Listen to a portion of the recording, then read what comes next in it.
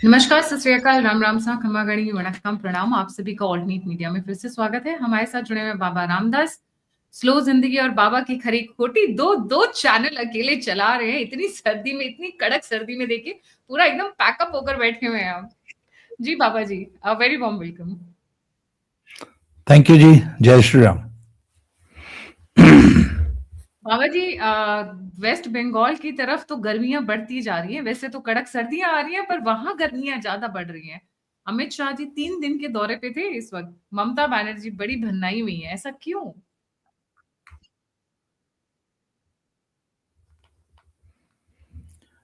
देखिए,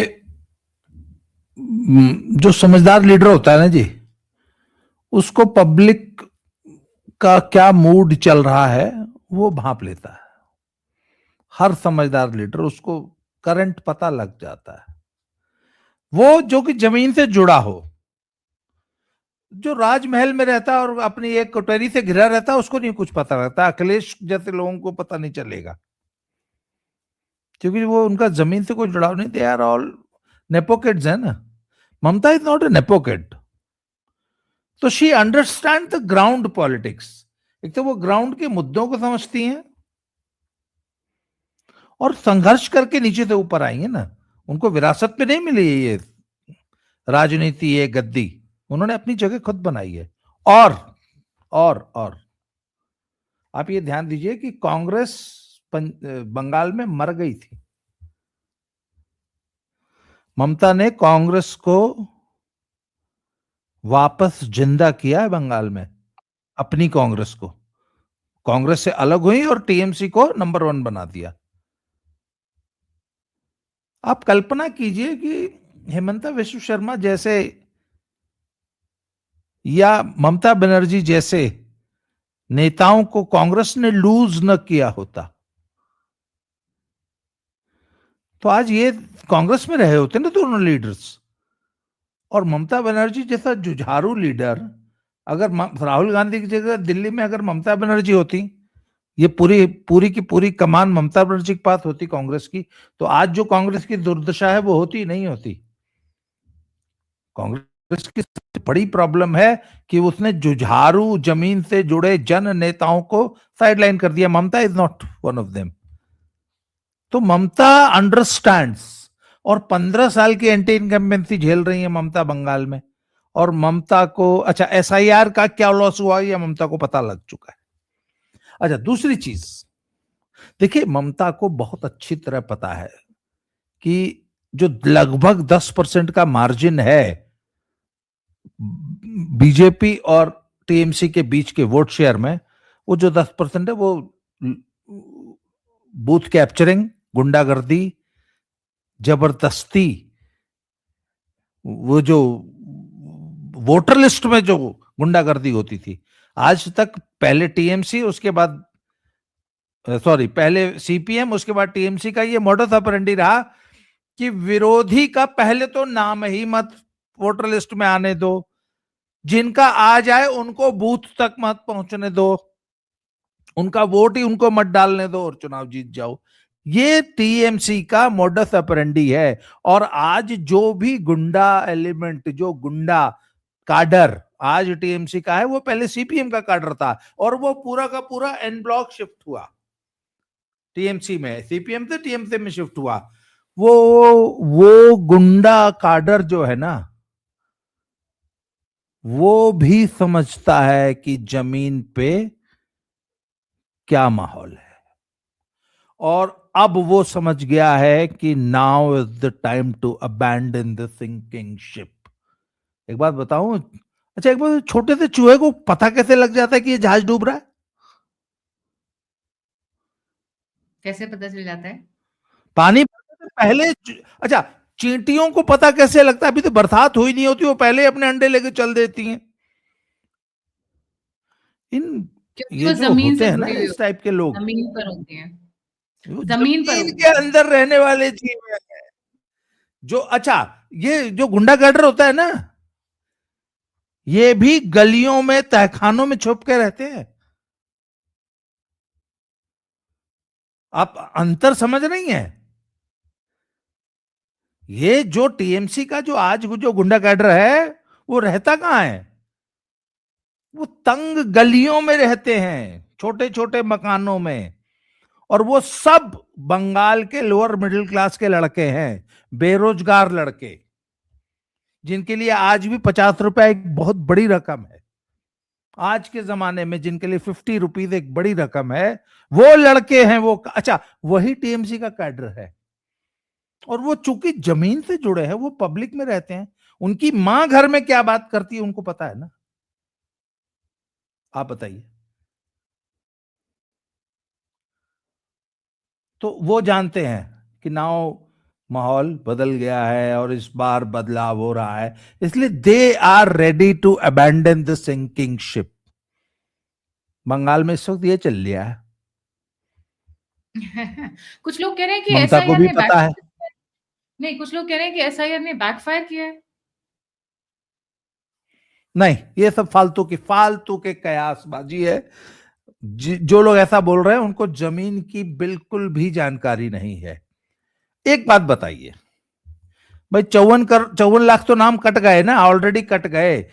dead, displaced, absent और duplicate entries में 54 लाख ऑलरेडी कट चुके हैं। 1 करोड़ से ज्यादा को नोटिस गया है। 1 करोड़ में वो जिनके नाम और डिटेल्स में और डाटा में डिस्क्रिपेंसीज हैं, या जिनके कागजात सही नहीं है, उसमें से कुछ के नाम जुड़ जाएंगे, बहुतों के नाम कट जाएंगे। तो मेरा अंदाजा है कि लगभग 1 करोड़ नाम कटेगा। टीएमसी की ताकत ही वो लोग थे जो ऑलरेडी मर चुके हैं, जो यहां नहीं रहे। आपको मालूम है राहुल गांधी को नहीं मिलती होगी वोटर लिस्ट। जब वो वोट चोरी का आरोप लगाता है, हमें वोटर लिस्ट नहीं मिलती, मोहल्ले में बच्चे बच्चे के पास होती है वोटर लिस्ट। और मैंने तो गांव में ये काम किया है। गांव में, छोटे कस्बों में, शहरों में, मोहल्लों में भाई एक बूथ पे मैक्सिमम 1000-1200 वोट होता है। 20 या 25, 30 पर 40 पन्ने होते हैं। एक पन्ने पे 25, 30, 40 वोट होता है। तो सुनिए, ऐसे टिक लगा के ना जो कार्यकर्ता होते हैं ना, वो एक एक नाम पे टिक लगा के बोलते हैं कि ये मोहल्ले में रहता है, ये नहीं रहता है, इसकी डेथ तो 8 साल पहले हो गई थी, इस लड़की की तो शादी हो गई, ये तो छोड़ के मुंबई चला गया। एक एक नाम का हिसाब रहता है। इसलिए इनको पता होता है ये 100 वोट जो है ये सुबह 7 बजे वैसे ही डाल देने हैं, ये मरे हुए लोगों का वोट है। अब वो 100 लोगों का नाम ही नहीं है वोटर लिस्ट में, डालेंगे किसका? तो इसका नुकसान, एफआईआर का नुकसान सिर्फ टीएमसी को हुआ है, बीजेपी को कोई नुकसान नहीं है। तो ये भूल जाइए आप। टीएमसी को कम से कम मेरा अंदाजा है कि 50, 60, 70 लाख वोट का नुकसान ऑलरेडी एसआईआर से हो चुका, और 60 ही लाख का मार्जिन था। बीजेपी पिछले विधानसभा चुनाव में 54 लाख, बीजेपी 54 और, लाख प्रिसाइजली। हाँ, 54 लाख का मार्जिन था। तो वो तो एफआईआर में ही कट गए 54 लाख। उसके बाद जो असंतोष है पब्लिक, एफआईआर के बाद जो, देखिए, दुनिया की कोई भी पार्टी जब तक नए वोटर नहीं जोड़ेगी तब तक चुनाव नहीं जीत सकती। अपने वोटर को रिटेन करना, जो उसका खुद दूसरे का से वोट बैंक है, प्लस प्लस 4-6% वोटर नया जोड़ना। तो क्या बीजेपी, देखिए सबसे बड़ा यह प्रश्न इस समय क्या है, क्या बीजेपी अपने 38% के वोट बैंक में कुछ नया वोट जोड़ रही है? जी हां, जोड़ रही है। बहुत सारे ऐसे फैक्टर्स हैं। पहली बात तो हिंदू पोलराइज हुआ है बांग्लादेश की घटनाओं से, दीपू चंद्र जास की लिंचिंग से, और जो बंगाल में पिछले 1-1.5 साल से नंगा आज भी नाच हुआ है चल सर। रहा है।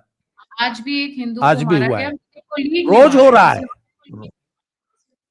विजेंद्र बजेंद्र तो विश्वास शॉटेड बाय कोलीग। इसका असर बंगालियों पे पड़ रहा है। भद्रलोक जो है ना, उस पे इसका बहुत बड़ा साइकोलॉजिकल असर पड़ रहा है। उनको एक बात समझ में, भाई देखिए ना, सांस्कृतिक रूप से तो ये दोनों ईस्ट बंगाल वेस्ट बंगाल एक ही थे ना, ये तो विभाजन के बाद हुआ है ना, तो सांस्कृतिक एकता तो है ना। आपको अगर आंख बंद करके सुनिए, अगर आपको आंख बंद करके कोई कलकत्ते से उठा के ढाका में छोड़ देगा ना, तो आप पहचान नहीं पाएंगी कि ढाका है या कोलकाता है। कल्चर सेम है, कल्चर सेम है। सर। आज, हाँ, वो तो आज अगर अमित शाह गोल्ड जी, जी, ममता की जमीन खिसक रही है। आज अमित शाह जी 3 दिन के दौरे पे गए हुए थे, और आज उन्होंने बड़ा तगड़ा एकदम जो स्वरूप धारण किया है। जनरली वो बहुत कूल, काम, कंपोज्ड, स्ट्रैटेजी से चलने वाले, डेटा पे काम करने वाले, वो जो पीछे चाणक्य स्टाइल होता है, बिल्कुल उसी में काम करते हैं। पर आज जो उन्होंने एकदम धनुष बाण खींचा है ममता की तरफ, वो बहुत कम देखने को मिलता है। अगर मैं नेचर की बात करूं, अमित शाह वर्सेस ममता बनर्जी ड्रामे में बड़ा बिलीव करती हैं। पैर टूट जाता है, हाथ टूट जाता है, रोने लगती हैं, इस तरीके की बहुत, मतलब वो अननेसेसरी सिचुएशंस पे रिएक्ट करती हैं, रिएक्टिव है नेचर में। और उल्टा है अमित शाह जी का, वो टोटल के टोटल प्लानिंग, स्ट्रैटेजी, कूल, मैं बोलते ना cold blooded, he is very cold blooded. पर आज जो उनका मैंने हाव भाव देखा है, जो रिएक्शन देखा है, वो थोड़ा अलग था आज का। जी, मैंने कहा ना, she has lost confidence, Mamata Banerjee has got lost confidence, BJP has gained that confidence. और भाई अमित शाह जी तो एनर्जाइज कर ही देते हैं कैडर को उनका। तो आपको याद होगा 2014 में भी यूपी का इंचार्ज जब अमित शाह जी को बनाया गया था 2012 में, तो उस वक्त बीजेपी 9 सीटों की पार्टी हुआ करती थी, 9 सीट। वहां से अमित शाह जी उसको 72 सीटों पर लेके गए थे 2014 में, दो इफ यू हजार डेटा भी यही कहते हैं कि 2016 से 2021 के बीच में 3 सीट से 22 सीट का डिफरेंस, नॉट स्मॉल, वो भी वेस्ट बंगाल जैसी भीषण वेस्ट परिस्थितियों में। बंगाल में। तो देखिए, और लोकल लीडरशिप खड़ा करना, लोकल कैडर में कॉन्फिडेंस भरना, और वोटर को ये विश्वास दिलाना कि सबसे पहले तो देखिए, वोटर में सबसे बड़ा जो इनसिक्योरिटी होती है ना बंगाल के, वो ये कहते हैं कि अगर हमने वोट दे दिया या हम एक्टिवली बाहर आ गए और अगर फिर ममता बनर्जी आ गई तो हम वी विल बी परसिक्यूटेड, हमें हमारा उत्पीड़न करेगी ममता का कैडर। पर इस बार माहौल बदला हुआ है, ममता का कैडर, अच्छा देखिए, ममता के कैडर का जो मॉडस ऑपरेंडी मैं आपको वो बता दूं। सुबह 7 बजे जिस दिन वोट होता है ना, सुबह 7 बजे बीच चौराहे पे ममता का एक गुंडा बैठ जाता है सुबह 7 बजे, और एक अघोषित कर्फ्यू मोहल्ले में लगा दिया जाता है, अघोषित। अच्छा, मतलब इतना इतना और दबदबा, ऐसे इतना ज्यादा घबराहट इतना कि आप दबदबा बाहर है, नहीं निकल और सकते। ऐसे अगर कोई कोई घर से बाहर, खिड़की से बाहर झांक भी देना, अंदर चलो, ऐसे बोला जाता है। ये स्थिति चलती है 10 बजे तक, 7 से 10, सुबह 7 बजे वोटिंग स्टार्ट होती है, 10 बजे तक ये स्थिति रहती है। 10 बजे तक जितनी फर्जी वोटिंग होती है वो डाल चुके होते हैं, वो 10 बजे तक बूथ जीत चुके होते हैं। 10 बजे तक ममता का कैडर बूथ जीत लेता है, 10 बजे के बाद छोड़ देता है, अच्छा अब डालो, चलो जिसको डालना है। तो पर बूथ तो वो पहले ही जीत चुके हैं, उसके बाद मिक्स वोटिंग होती है, उसमें जीत जाते हैं। अगर मतलब उनके सचमुच करीब, वोट चोरी अगर आपको आज भी देखनी है, तो आज भी आपको बंगाल में ऐसे बहुत से लोग मिल जाएंगे जिन्होंने जिंदगी में कभी वोट ही नहीं डाला, डालने नहीं दिया गुंडों ने। असली वोट चोरी अगर कहीं देखनी तो बंगाल में आके देखी। पर और बहुत सारे फैक्टर्स जो इस बाबा बार जी वीडियोस भी तो ममता बहुत को सारी हरा रहे वायरल हैं। हो रखी है, जहां पे अभी भी बैलेट पेपर से वो लोग डब्बे लेकर भाग रहे हैं, जो बैलेट पेपर से वोट्स हो रहे हैं। ऐसी कितनी वीडियोस पिछले साल भी आई हैं कि म्युनिसिपैलिटी के इलेक्शंस होते हैं या छोटे छोटे इलेक्शंस होते हैं, वो डब्बा ही लेकर भाग लेते हैं कि काउंटिंग ही जी नहीं जी, होगी तो जीत जाएंगे। नहीं गायत्री जी, मैं आपको कुछ और फैक्टर्स गिनाता हूं। देखिए, सबसे पहले तो Bangladesh is going to affect very badly Mamata Banerjee, पहला एक फैक्टर गिनते जाइए। एक बांग्लादेश की हिंसा हिंदुओं पे जो हुई है। नंबर 2, घुसपैठ वाकई एक बहुत बड़ी समस्या है, जिसको वहां की लोकल पब्लिक ने अब रियलाइज करना शुरू किया कि नहीं यार, घुसपैठियों ने तो वाकई आके, और बीजेपी घुसपैठ को बहुत बड़ा मुद्दा बना रही है। एसआईआर से ऑलरेडी नुकसान हो चुका है। उसके बाद बीजेपी को बंगाल के लोगों को एक बात और समझ में आई है कि पिछले 10-15 सालों में बाकी देश ने उद्योग धंधों के रूप में बहुत ज्यादा डेवलप किया है, इंफ्रास्ट्रक्चर के रूप में बाकी कंट्री ने बहुत डेवलप किया है, इंफ्रास्ट्रक्चर बना है, हर चीज बची है, और बंगाल पिछड़ रहा है। ये बंगाल के लोग, भाई सोशल मीडिया का जमाना है, everybody is connected to the world today and they can जज, they can compare. Social media से उनको पता लगता है कि दुनिया कहां चलेगी, हम कहां रह गए। उसके बाद कुछ लोकल परिस्थितियां ऐसी हैं, हिंदू मैंने कहा पोलराइज हो गया, मुसलमान ममता बनर्जी से कुछ नाराज चल रहा है। भाई ममता बनर्जी ने इधर कितने यू टर्न्स किए हैं, कहती थी वक्फ बोर्ड लागू नहीं होने देंगी, चुपके से लागू कर दिया। वक्फ बोर्ड की जितनी प्रॉपर्टी थी उन्होंने कहा नहीं लागू ही नहीं होगा, चिंता ही मत करो, आखिरी दिन लागू कर दिया। तो सिर्फ बाकी कंट्री में 10, 20, 50%, 60%, 70% प्रॉपर्टी रजिस्टर हो गई, बंगाल में सिर्फ 2% हुई थी। आपको पता है, क्योंकि बंगाल के वक्फ बोर्ड वाले तो ये आराम से बैठे थे कि नहीं हमें जरूरत ही नहीं है, दीदी तो लागू ही नहीं होने देगी, अंत में लागू हो गया। दीदी कहती थी एसआईआर नहीं होने दूंगी, एसआईआर हो गया। तो मुसलमान डिसग्रंटल्ड है। उसके बाद एक बहुत बड़ी कम्युनिटी है मतुआ कम्युनिटी, वो दीदी से बहुत नाराज। तो हिंदू नाराज, मुसलमान नाराज, और बहुत सारी अन्य कास्ट ग्रुप्स नाराज, औरतें नाराज। जो औरतों पे जो अत्याचार हुए इससे वो औरतें, महिलाओं का एक बहुत बड़ा वर्ग है, पढ़ी लिखी महिला। आरजी मेडिकल कॉलेज हो गया, संदेश खाली हो गया, कांड हुए। उसके बाद एक बहुत बड़ा वर्ग है बंगाल में जो कि रूलिंग क्लास में आता है, बहुत इंफ्लुएंशियल है, इंटेलेक्चुअल है, वो है बंगाली कायस्थ। भाई बंगाल में दो कम्युनिटीज जो है वो रूलिंग रही हैं। हाँ, एक तो मथुआ और एक बंगाली कायस्थ। पहले मथुआ के बारे में बताइए, इनका ग्रिप कहाँ है, बहुत कहाँ इनकी सबसे ज्यादा पकड़ है, और इनमें सबसे ज्यादा फेवर किसको करते हैं, कौन सी पार्टी को? देखिए वो थोड़े से कंफ्यूज थे, पर traditionally they have been the voters of BJP,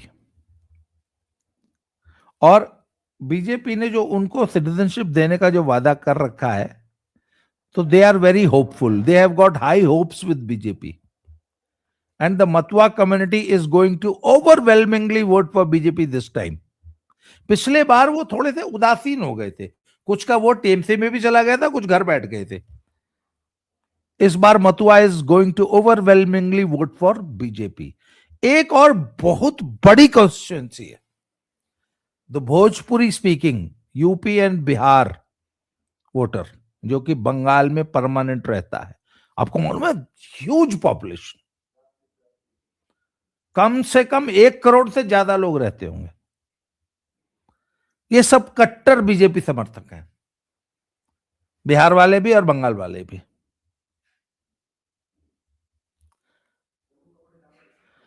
ये बीजेपी को ओवरवेलमिंगली वोट करेंगे इस बार।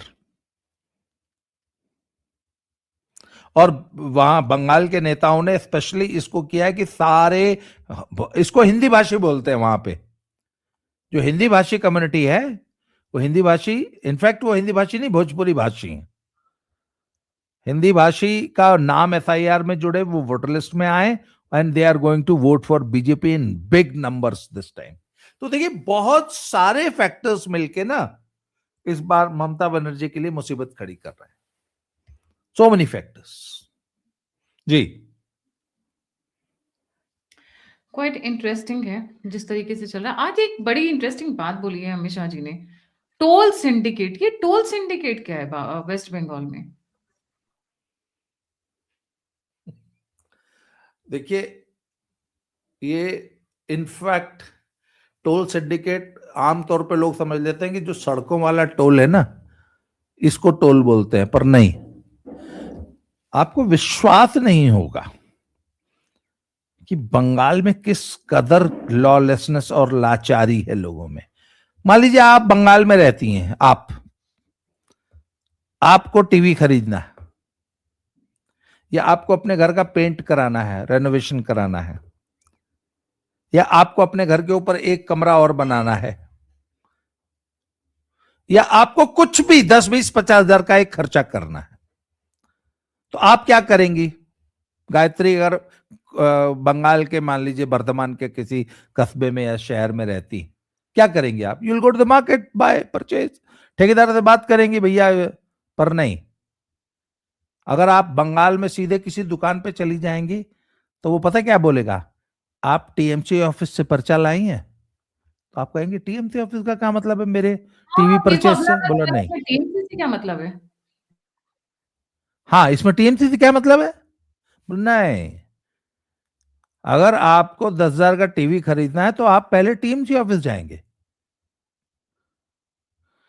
टीएमसी ऑफिस एक पर्ची पे आपको एक दुकान का नाम लिख के देगा कि जाइए इस दुकान पे। फिर वो पर्ची लेके आप अगर आपके पास पर्ची नहीं है और आप किसी न्यूट्रल दुकान पे चलेंगी तो दुकानदार आपको टीवी देगा ही नहीं, कहेगा ना टीएमसी से पर्ची लाओ पहले। वाह, ये तो तो जब आप गुंडागिरी है। पर्ची लेके सुनिए सुनिए, अब लोगों को विश्वास नहीं होता मेरी बात पे, ये बंगाल की सच्चाई है। तो जब आप टीएमसी ऑफिस से पर्ची लेके जाएंगी तो 10 हजार का जो टीवी है ना वो आपको मिलेगा 12 या 13 हजार में, बाकायदा बिल मिलेगा। उसमें से 10 हजार दुकानदार अपना रख लेगा और जो 13 हजार लिया था ना तो 3 हजार टीएमसी ऑफिस भेज देगा। तो टीएमसी ऑफिस में बाकायदा उसकी रजिस्टर की एंट्री होगी, 3 हजार रुपया गायत्री देवी के यहां से टीवी का आया। उसमें से मान लीजिए एक रेट फिक्स है कि 10% पैसा तुम रख लो, तो 300 रुपया जो यूथ क्लब, जो टीएमसी ऑफिस को यूथ क्लब बोलते हैं, वहां पे कैरम और चेस के बोर्ड पड़े होते हैं। हर मोहल्ले में एक कमरा होता है, हर मोहल्ले में। तो 300 रुपया खुद रख लेगा और 2700 रुपया टीएमसी ऑफिस को, जो वो बड़ा वाला केंद्रीय कार्यालय, वहां भिजवा देगा, बाकायदा वहां से रसीद मिलेगी। Very interesting. ये तो ऐसा लग रहा है कि जैसे मैं सुनिए 1940 आगे, सुनिए, ना ना ना ना ना ना, आगे सुनिए, आगे सुनिए। मान लीजिए आप नहीं है, आपको पता नहीं था, और एक दुकानदार ने कहा चलो कोई बात नहीं, चोरी से बेच देते हो, तो उसने 10 हजार का टीवी आपको 10 हजार में चोरी से बेच दिया। टीएमसी के कार्डर को पता लग गया तो बोलेगा हमको नहीं पता, साला तुम दो 3 हजार अपनी जेब से दो। दुकानदार को अपनी जेब से 3 हजार टीएमसी ऑफिस में जमा। This is the toll tax. और ये कल्चर पता है कब से है? कब से? पिछले 50 सालों से। मतलब जब 1947 में भारत आजाद हुआ था ना, तो भारत आजाद हुआ था, बंगाल नहीं हुआ था। वो लोग आज भी ये गुलामी झेल रहे हैं। तो बंगाल ने, अमित शाह ने वादा किया है कि मैं आपको इस गुंडागर्दी से मुक्त कराऊंगा।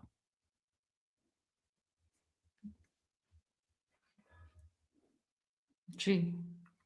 एक चीज और उन्होंने कही और कि ये हम सुनिए सुनिए, मान लीजिए आप एक ट्यूशन, मेरे एक दोस्त हैं, वो ट्यूशन सेंटर चलाते थे, आज से 5-6 साल पहले मिले थे। दोस्त क्या है, लड़का है एक बेचारा। तो कहता दादा मेरे पास 50-60 बच्चे पढ़ने आते हैं, और वो कट्टर हिंदूवादी लड़का। और वो बात कर रहा था ना जब मुझसे, तो वो मेरे होस्ट के घर में बैठ के बात कर रहा था, तो वो बहुत डरा हुआ था।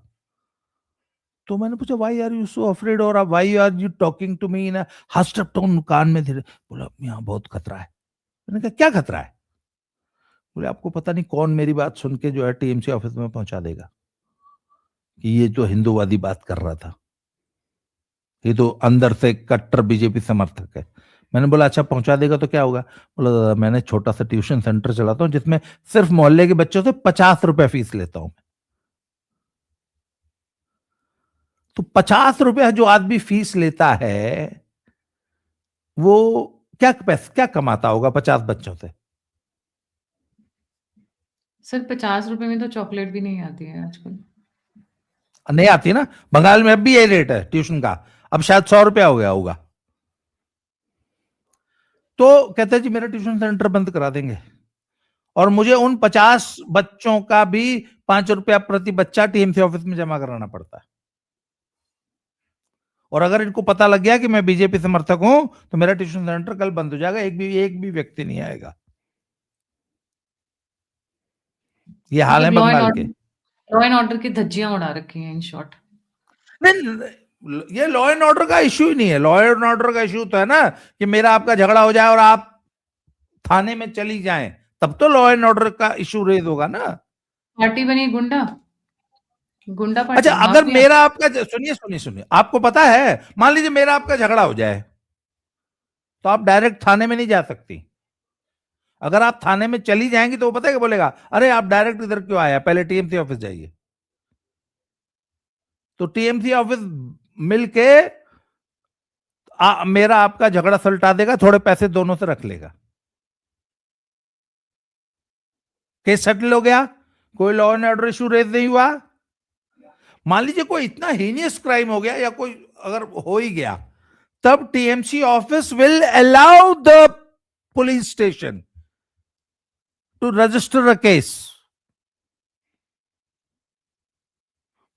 थानेदार अपने एसएसपी से इंस्ट्रक्शन नहीं लेता है, लोकल टीएमसी ऑफिस से इंस्ट्रक्शन लेता है। और टीएमसी ऑफिस है क्या, in fact it's a youth club where there are several बड़े बड़े अच्छी क्वालिटी के कैरम बोर्ड्स। तो लड़के सारा दिन कैरम बोर्ड खोलते होते हैं, इतना बड़ा एक लैंप लटका होता है, बहुत बड़ा वाला लैंप, सारा दिन वहां पे, और उसमें भयंकर सिगरेट की बदबू होती है उस रूम में। और हर मोहल्ले में एक रूम होता है, वहां एक बड़ा सा टीवी भी लगा होता है। जब कभी बड़ा कोई फुटबॉल मैच, ऊपर वर्ल्ड कप या इस टाइप का फुटबॉल, या जो आपका ये लीग मैचेस चलते हैं यूरोप में, तो वो उतने बहुत बड़ा टीवी होता है। आई थिंक वो 2 या 3 लाख का टीवी आता है। वो गवर्नमेंट, वो टीएमसी खर्चा देती है अपने सारे यूथ क्लब को। और अरे बुढ़ों के लिए उन्हीं टीवी के ऊपर तो ध्रुव राठी की, I mean sorry, German cockroach की वीडियोस चला चलाकर 2024 हाँ, के इलेक्शन में उन्होंने वोट जीते थे, उन्हीं टीवीज के ऊपर तो। और तो लड़के कैरम खेलते हैं, बुढ़े चेस खेलते हैं, और वो बुढ़े सिगरेट पीते हैं, इसलिए बहुत ज्यादा सिगरेट की बदबू होती है। I have been to such a club in Kolkata once. तो अमित शाह जी ने वादा किया है बंगाल की जनता से कि आप हमें वोट दीजिए, सरकार लाइए, हम ये टोल, ये जो टोल टैक्स, गुंडा टोल टैक्स बोलिए सिंडिकेट, इसको, गुंडा ये tax, toll toll tax. Syndicate को हम खत्म करेंगे। एक चीज उन्होंने और बोली और जिसपे मुझे थोड़ा सा खुशी भी है और नाराजगी भी है। इन्होंने कहा कि बीजेपी, भाई स्टार्टिंग इनकी श्यामा प्रसाद मुखर्जी ने की थी, वो वेस्ट बंगाल से थे, तो ये वापस कल्चरल रेनेसांस बोलते हैं या फिर वहाँ की जो अ, बांग्ला कल्चर आइडेंटिटी है, भूमि से जुड़ी हुई रिचुअल्स हैं, वहाँ का जो मान सम्मान है उसको वापस रिवाइव करेंगे, राइट। तो अभी 11 साल हो गए उनको सत्ता में आए हुए। They could have done a lot more, why let the sufferings happen. मतलब पहले आप एक एक उसको एक मतलब बारूद की तरह बन जाने दो और फिर विस्फोट होने लगे तब हम हाय हाय चिल्लाएं। Why not nip the evil in the bud. I वो मतलब she should have been under president's rule. Bangladesh में इतना सब कुछ हुआ, we had a good time to impose that. हाँ, दोनों तरफ की बातें हैं, दोनों तरफ से लॉजिक है, बट आई थिंक अगर आप अपना पावर एक्सरसाइज नहीं करते ना तो लोग भूल जाते हैं कि आप पावरफुल हैं। पावर रिस्पेक्ट्स पावर, मुझे ऐसा लगता है। प्रेसिडेंट्स रूल के बहुत सारे चांसेस से, चलिए वो भी नहीं लगाए, बट देन बीएसएफ को जमीन नहीं दी। They should have brought at least some kind of an act and law and forced her to give the this thing। उनको देना मजबूर करना चाहिए था। आज उन्होंने, अमित शाह जी ने अपने बयान में भी कहा है कि जब असम इन्फिल्ट्रेशन रोक सकता है, त्रिपुरा रोक सकता है, अरुणाचल रेजिस्ट कर सकता है, तो जान वेस्ट बंगाल ही से हो रहा है। तो आपको वेस्ट बंगाल के उसमें आप एक्ट ला सकते थे, लॉ ला सकते थे, उनको मजबूर कर सकते थे। आफ्टर ऑल जो फेडरल स्ट्रक्चर हमारा है that is with unitary powers at places या फिर सेंट्रलाइज पावर्स बहुत सारी जगह पे, जब नेशनल सिक्योरिटी की बात होती है, उस चीज को इतना बरगद जैसा बड़ा क्यों हो जाने देना कि तब हम हाय हाय हाय हाय करें? जी। देखिए, एक तो ना मोदी जी के कुछ प्रिंसिपल्स रहे हैं उनका, जब यूपीए की सरकार थी तब वो फेडरल स्ट्रक्चर जो है हमारी सरकार का, हमारी गवर्नेंस का, जिसमें स्टेट्स के जो अपने राइट्स हैं, वो बहुत ज्यादा उसके लिए उन्होंने फाइट किया है कि the centre should not encroach into the rights of the states, और स्टेट्स शुड हैव ऑटोनॉमी, अपना अपना स्टेट अपने हिसाब से चला सके। तो एक तो मोदी जी उस प्रिंसिपल को बहुत ज्यादा मतलब रिलीजियसली फॉलो करते हैं, पहला। दूसरी बात है, अगर मोदी जी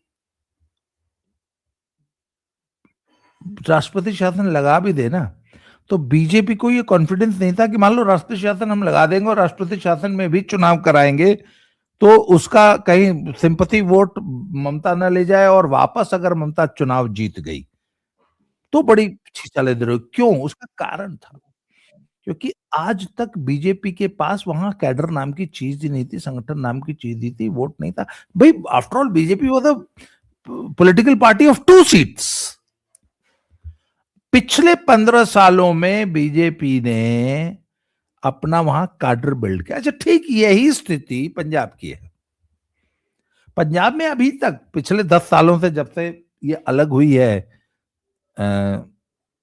इंडिपेंडेंटली जब चुनाव लड़ना शुरू किया अकालियों से हटके, तब बीजेपी ने पहली बार काडर बिल्ड करना शुरू किया। और देखिए, किसी प्रदेश में चुनाव जीतने लायक काडर और 30 से 32-34% वोट शेयर बनाने में 10 से 20 साल का समय लगता है। तो वो अभी समय, अच्छा यही प्रॉब्लम तमिलनाडु की है, यही केरल की है, यही बंगाल की थी, और यही पंजाब की है। आप देख लीजिएगा, मैं आज आपको बता रहा हूं, इस बार बीजेपी बंगाल फतेह करेगी, क्योंकि बंगाल बीजेपी ने वो 38% तो ऑलरेडी वोट शेयर अपने बना चुकी है।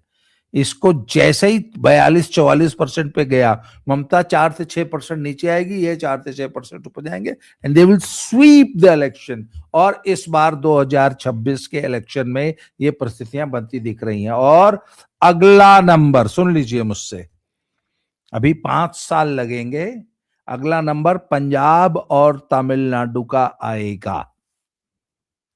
मुझे लगता है पंजाब पहले, हालांकि दोनों, पंजाब में भी तमिलनाडु में भी 18%, केरल में भी लगभग, ये they have reached the level of 18%, जहां ये 28-30% पे पहुंचे, मतलब अभी 10% की और तरफ है।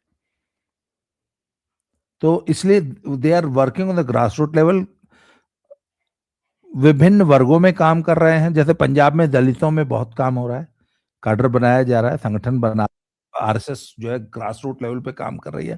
और पंजाब में, सॉरी, मैं, आप सोचेंगे बंगाल डिस्कस, मैं आपको कहां पंजाब ले आया, पर बड़े आइडेंटिकल से सिनेरियोज हैं पॉलिटिकल, इसलिए मैं पंजाब डिस्कस कर रहा हूं।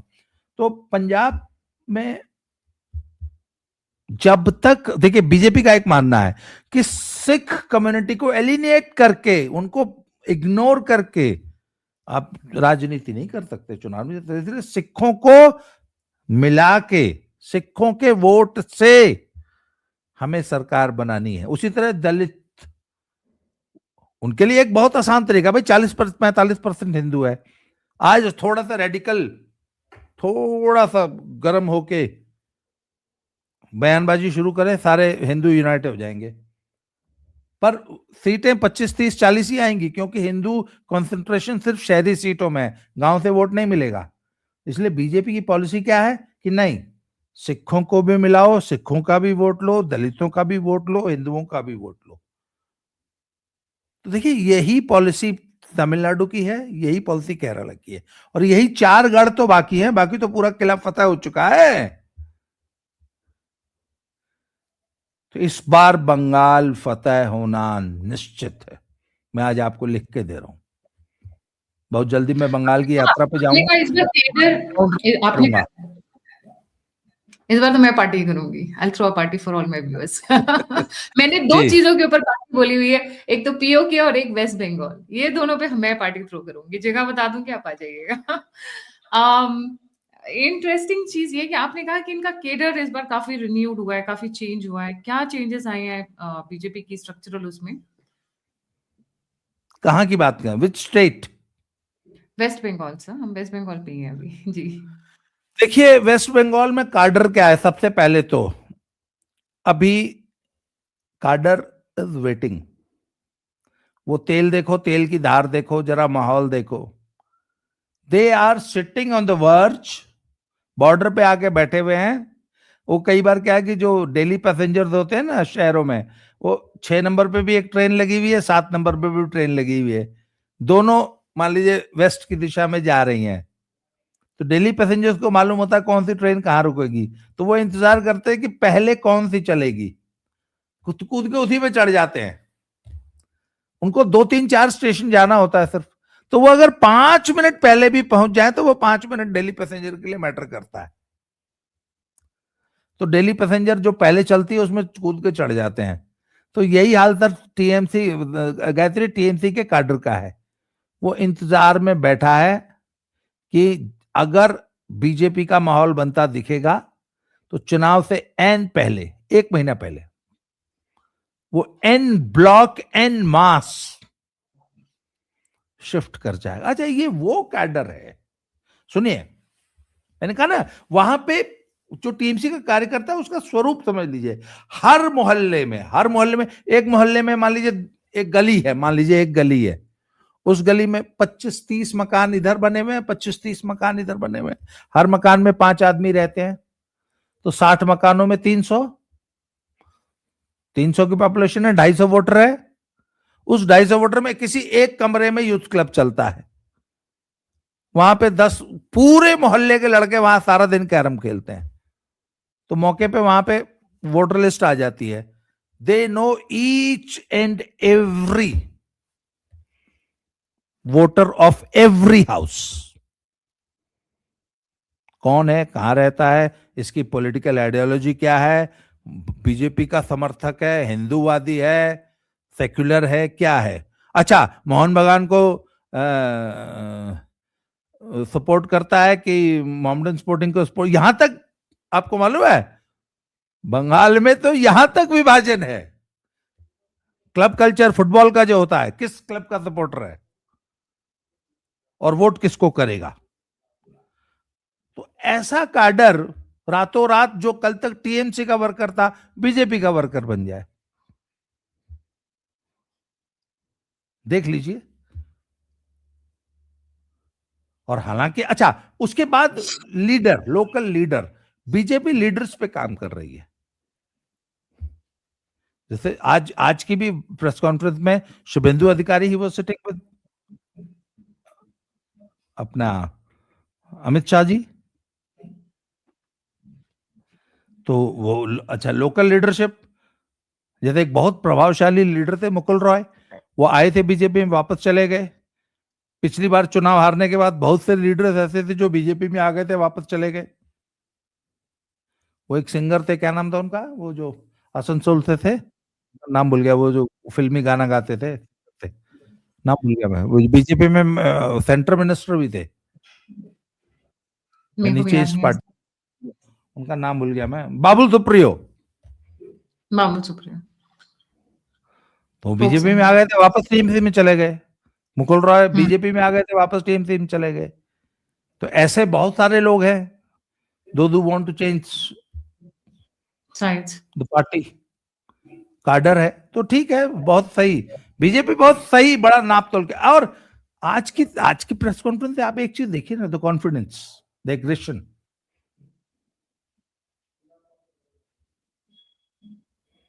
दे बिकम सो एग्रेसिव।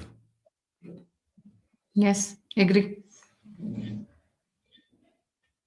आज की प्रेस कॉन्फ्रेंस में वो कॉन्फिडेंस भी झलक रहा था शाह का। अच्छा, बीजेपी जल्दी, बंगाल में बीजेपी कभी एग्रेसिव नहीं हुई। मुझे वो एग्रेशन पता है, वो जीत का एग्रेशन। मुझे ऐसा लगता है कि जानबूझ के एक सटल करंट बनाने की कोशिश कर रहे हैं। बहुत ज्यादा जी, एग्रेसिव वो इनिशियली जानबूझ कर नहीं खेलने की कोशिश कर रहे हैं, नहीं तो फिर वो ममता बनर्जी का जो रिएक्शन आता है ना, वो किस हद पर कहाँ फ्लिप मारेगी कोई कह नहीं सकता। Very unpredictable. नहीं ममता इस बार नहीं, जैसे बंगाल में बीजेपी का कैडर, बीजेपी के नेता एग्रेसिव दिखाई दे रहे हैं, ममता डिफेंसिव दिखाई दे रही हैं। हाँ, वो शुभेंदु भाई अधिकारी मंदिर बस बनवा रहे हैं, एक मिनट, मंदिर बनवा, अच्छा ममता बनर्जी का एक और जगह समर्थन बहुत घटा है। क्या है, ममता बनर्जी का ये जो टीएमसी की गवर्नमेंट है, they used to fund the जो दुर्गा पूजा समितियां है ना,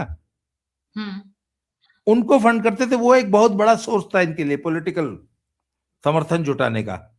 दुर्गा पूजा समितियों में, उनके पंडालों में भी समर्थन बहुत घटा है। उसी तरह यूथ क्लब में भी समर्थन घटा है।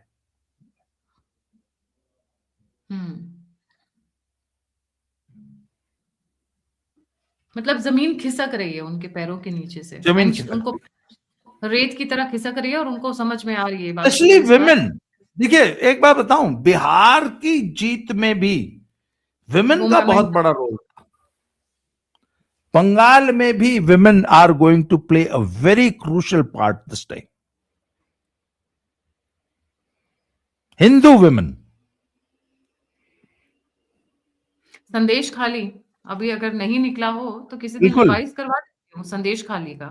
सिर्फ हिंदू महिलाओं को टारगेट किया गया था टीएमसी के मुस्लिम आदमियों ने, उनको अपने दफ्तर बुलाना, उनके साथ जो गंदगी करना। नहीं, और बांग्लादेश की घटनाओं ने, देखिए वो एग्जाम से पहले रिवीजन होता है ना, बांग्लादेश की घटनाओं ने वो रिवीजन करा दिया, रिवाइज करवा दिया, रिवाइज करा दिया।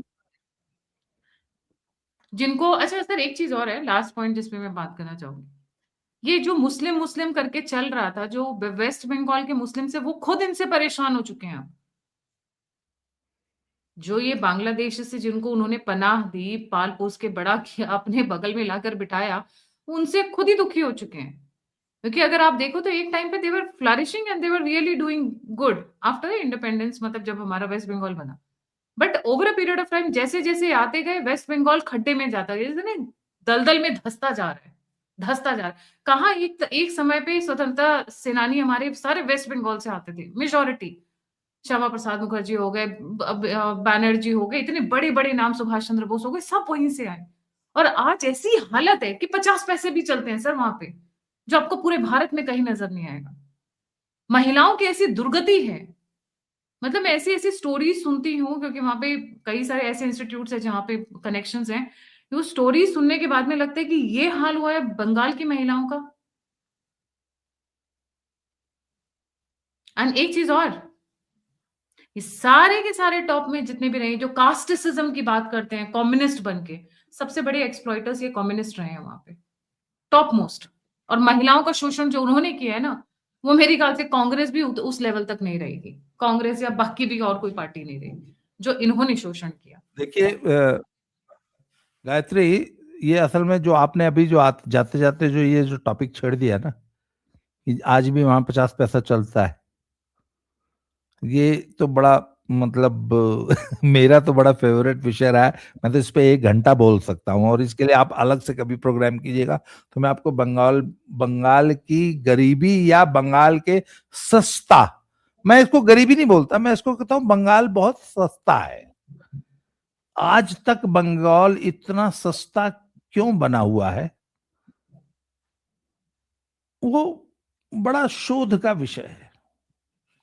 सर मैं एक बार गई थी कलकत्ता, दोबारा मेरी जाने की हिम्मत नहीं हुई। I been to so many cities across India, but वहां जाने के बाद ना एक अजीब सी डैम्प, एक अजीब सी, क्या बोलते हैं, गमगीनता, I think that is the right word अगर मैं हिंदी में बोलूं, एक गमगीनता है वहां के उसमें। मतलब वो ठहराव नहीं है, ठहराव में एक प्लेजेंटनेस होती है, गम जैसा है वहां पे। जब आप उतरते हो, वहां की सड़कें देखते हो, वहां आते जाते हो। मैं एक बार गई हूँ बस, मैंने उसके बाद मैंने कहा ना नहीं, बाबा ना, पर मेरा इस मामले में मैं I will differ with you. मैंने तो जिस पूरा मैं जिन एरियाज में मैंने घूमी फिरी, आई वाज देयर बहुत, for a week, I was like I am not coming back here. पर मेरा अनुभव ऐसा नहीं है। मैं पूरा तो नहीं, फिर भी काफी हिंदुस्तान मैंने देखा है। अगर आज भी आप मुझसे कहेंगे कि भारत की सबसे बेहतरीन, सबसे खूबसूरत, कल्चरली सबसे rich, the richest land in India is really Bengal. Bengal में जो एक तो ना, देखिए अब फिर विषयांतर हो रहा है, ये अलग एक विषय, इस पे भी पूरा बंगाल जैसी खूबसूरत और बंगाल जैसी तो भगवान ने, मैं तो कहता हूं, मिर्जा गालिब एक बार बनारस गए थे तो उन्होंने कहा था या खुदा बनारस को बुरी नजर से बचाए रखना। मैं आज भी बंगाल जाता हूं तो मैं हमेशा एक ही बात कहता हूँ, हे भगवान, मुझे लगता है बंगाल को आपने अपने हाथों से रचा होगा, इस इस खूबसूरत धरती को बचाए रखना। और वो तभी बचेगी जब वहां हिंदू रहेगा, जब वहां हिंदू हाँ सरकार रहेगी। बंगाल नहीं जैसी खूबसूरत कल्चर, ओहो, मैं बोल रहा हूँ, मैं एक एक घंटे के 10 प्रोग्राम बना सकता हूँ बंगाल पे। I can see the vibe. I Bengal can को see the देखने के लिए अलग अलग अंतर्दृष्टि चाहिए। मेरा तो बंगाल के बारे में ये अनुभव है। जैसे अगर आप नहीं मुझे मैं कहते कि आपको बंगालीज और अपनी धरती के बारे में कुछ नहीं कह रही हूँ, जो वहां का सोसाइटल चेंज है मैं उसके बारे में कमेंट कर रही थी। नहीं जो वो भी सोसाइटल देखिए, एक चीज और देखिए, मैंने बोला ना, मैं तो बंगाल में एक एक घंटे के 10 प्रोग्राम कर सकता हूँ।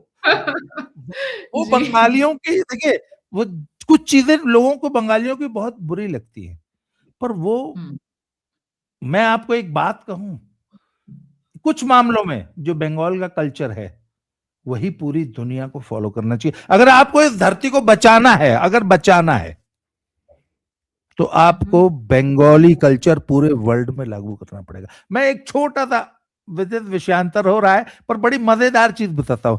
जैसे आप कभी कुर्सी खरीद के, मान लीजिए जिस कुर्सी पे मैं बैठा हूं, ये प्लास्टिक की कुर्सी है, देख लीजिए आप। इस कुर्सी को जब आप खरीद के लाती है तो उस पर एक पॉलिथीन पन्नी चढ़ी होती है ना। तो आप मान लीजिए प्लास्टिक की चेयर खरीद लिए तो आपके घर में वो पन्नी कितने दिन रहेगी?